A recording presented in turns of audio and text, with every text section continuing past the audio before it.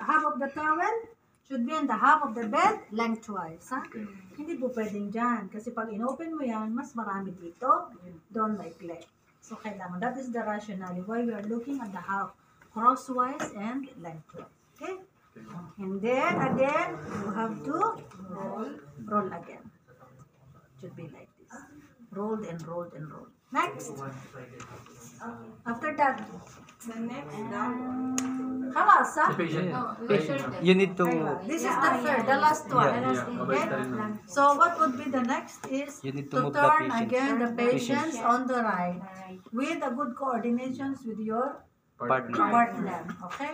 So we have to move the patients back to the right by the count of 1, 2, and 3. 1, 2, 3. Okay? Then, So again, I will Across receive the the leg, patient. Cross the left, left over the right leg. Again, do like this. Okay? Cross the arms again. Eh, stiff itong si Janet.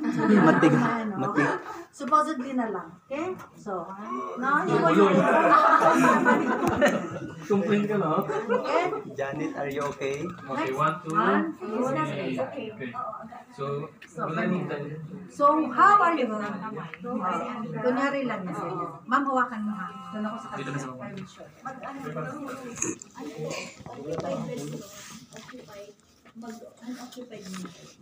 So, these are all considered dirty. Ang dumi-dumi niya, full of bacteria. I have my gloves again, okay? Now, I have to remove it. How I'm going